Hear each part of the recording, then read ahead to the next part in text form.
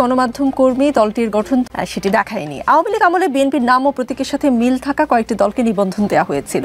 পরিবর্তিত বাস্তবতায় বাংলাদেশ জাতীয় লীগকেও কি আসলে আওয়ামী লীগের নামের সাথে মিল আছে বলেই নিবন্ধন দেওয়া হচ্ছে কিনা বা হলো কিনা? না, মনে হয় না। এটা বোধহয় কোর্টের কোনো ইয়ে ছিল, অর্ডার ছিল, সেইটা মনে হয় ফলো করছে। একেবারে ফ্রেশ নির্বাচন কমিশন অনুসন্ধান যাচাই বাছাই করে জাতীয় লীগের ব্যাপারে সিদ্ধান্ত নিছে বলে মনে হয় না।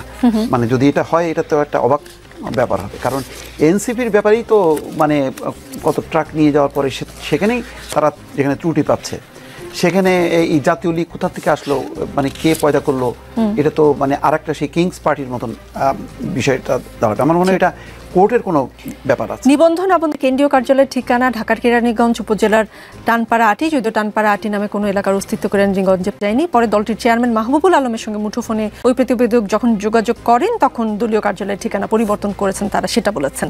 এবং যেটা হয়েছে যে মিরপুরের মাজার রোডের শহীদ নূর হোসেন টাওয়ারে বলেও জানান যে অফিসটি সেখানে গিয়ে দেখা যায় যেটিকে টাওয়ার বলা হচ্ছে সেটি আসলে তিনতলা একটি ভবন, বাইরে থেকে বোঝার উপায় নেই ভেতরে কোনো দলের কার্যালয় আছে, কোনো সাইনবোর্ডও নেই। ভবনের নিচতলার সামনের অংশে খাবার সহ বিভিন্ন ধরনের যন্ত্রাংশ বিক্রির দোকান, মানে ফ্ল্যাট বাড়ি বাসা হিসেবে সেটি ব্যবহৃত হয়েছে। সেই রকম একটি দলকে নিবন্ধন দেওয়া হচ্ছে। আর আপনি বলছেন যে আদালতের কোনো বিষয় আছে কিনা সেইটা আসলে খতিয়ে দেখার ঠিক সুযোগ হয়নি আমার এই স্বল্প সময়ে, কিন্তু নামের একটা মিল পাওয়া যাচ্ছে।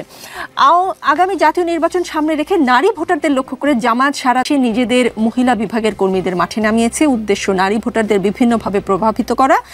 এই কৌশল মোকাবেলায় বিএনপিও নারী সম্পৃক্ত কর্মসূচি নিয়ে মাঠে নামবে বলে গণমাধ্যম বরাতে আমরা জানতে পেরেছি।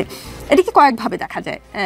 এক, স্ট্র্যাটেজি নির্ধারণে জামায়াত বিএনপি চেয়ে এগিয়ে, যেহেতু জামায়াতকে ফলো করছে বিএনপি। জামায়াত বিএনপির মতো 2, জামায়াত বিএনপির মতো বড় দলের জন্য অনুকরণীয়। 3, দেরিতে হলেও বিএনপি আস্তে আস্তে লাইনে আসছে। আপনি আসলে বিষয়টিকে কোনভাবে দেখতে চান? প্রথমে একটু একটা বিশেষ পয়েন্ট বলি যে এই যে মানে যেভাবে নিবন্ধনটা দেওয়া হয়েছে এটা কিন্তু নির্বাচন কমিশনেরও দায়িত্ব ছিল। কোর্ট বললো আর জাতীয় লীগকে দিয়ে দিল, এটা কিন্তু নির্বাচন কমিশনের একটা দুর্বলতা। কারণ নির্বাচন কমিশন কিন্তু গেজেট প্রকাশ করার পরেও ইশরাক হোসেন কিন্তু মেয়রের দায়িত্ব নিতে পারেনি, এটাও মাথায় রাখার দরকার ছিল।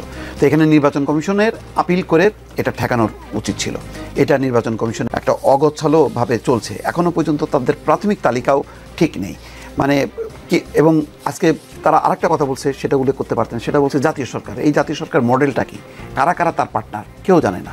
মানে এত অপ্রস্তুত অবস্থায় এখনও পর্যন্ত তাদের যে প্রধান তারেক রহমান বলছে যে আজকে এই একজন বললেন উপদেষ্টা হুমায়ুন কবির, তিনি বললেন যে তারেক রহমানের নেতৃত্বে বিএনপি যাবে। তো এটা বলতে পারলো না যে বিএনপি যদি সরকার গঠন করে তাহলে আমাদের প্রধানমন্ত্রী হবে তারেক রহমান। এই কথাটা এখন পর্যন্ত নির্বাচনে 5 মাস আগে যে আসলে বিএনপির প্রধানকে তারেক রহমান নাকি খালেদা জি, একজনকে ঘিরেই তো আবর্তিত হবে, সেই মডেলটা পর্যন্ত তারা উপস্থাপন করতে পারছে না।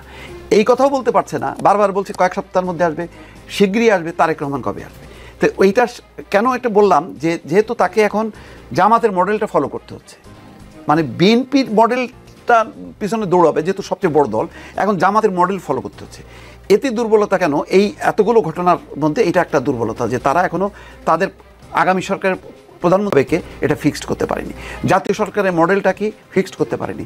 তারা যে বলছে যে যারা যুগপৎ আন্দোলন করছে যাদেরকে নিয়ে তাদের সঙ্গে যুগপৎ আন্দোলন তো জামাতও করছে, তাহলে জামাতও কি থাকবে নাকি থাকবে না?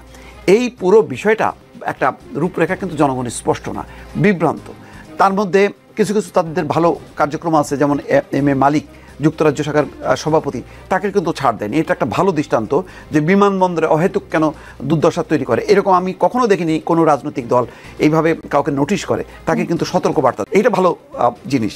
কিন্তু একটা দুইটা ভালো জিনিস দিয়ে তো সামগ্রিক পরিকল্পনাটা বোঝা যাচ্ছে না। মোট কথা আমি বলবো যে বিএনপি পরিকল্পনাবিহীনভাবে নির্বাচনের দিকে আগাচ্ছে, যদিও তাদের সবচেয়ে নির্বাচনের দাবিটা ছিল ডিসেম্বর, তারপরে হলো ফেব্রুয়ারি, এবং ফেব্রুয়ারি থেকে যাতে না পেছায় তারা আপ্রাণ চেষ্টা করছে।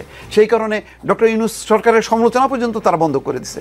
কিন্তু জামাত দেখেন তারা মানে এককভাবে, আগে আপনি যে কথাটা বলছিলেন যে তরুণ ছাত্রদের মন্ত্রণালয়ে নিয়েছেন, এই জন্য অভিনন্দন, কিন্তু মন্ত্রণালয়ে তারা চালাতে পারেনি। তরুণরা দেশ চালাবে এটাই তো স্বপ্ন, কিন্তু তরুণদের মধ্যে বিভক্তি তৈরি করা হয়েছে, কারণ শেখ হাসিনার আমলাতন্ত্র রয়ে গেছে। তরুণদের মন্ত্রণালয় চালাতে দেয়া কি তবে ভুল সিদ্ধান্ত ছিল কিনা আপনি কি মনে করেন? তার মতামতের সাথে একমত দ্বিমত কোনটা পোষণ করেন? না, পুরোটাই তো একটা মানে ভুল, তো বিশাল একটা ভুল।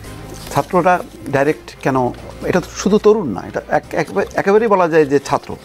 কারণ আমরা দেখলাম যে আসিফ মাহমুদ সজীব ভুঁইয়াকে নর্থ সাউথে ভর্তি পরীক্ষার জন্য পরীক্ষা দিতে দেখলাম। তার মানে স্টুডেন্ট একটা মিনিস্ট্রির প্রধান হয় কী করে, মিনিস্ট্রি চালায় কী করে, তাও একাধিক গুরুত্বপূর্ণ, মানে স্থানীয় সরকার এবং ক্রীড়া মন্ত্রণালয়। এবং তার মধ্যে ভুলটা দেখলাম তো যে কুমিল্লা জেলার জন্য 2400 বা 300 একটা জেলার জন্য বরাদ্দ, তার নিজের নির্বাচনী এলাকার জন্য প্রায় 5.5, তার কোনো ব্যাখ্যা দিয়েছে? এটা তো সিরিয়াস একটা এটা তো পলিটিক্যাল, যারা রাজনীতি করেন, রাজনৈতিক মিনিস্ট্রি যারা চালান, তারা এই সমস্ত করেন তার নিজের জেলার জন্য। এরা আগে তাজুল ইসলামও তো কুমিল্লায়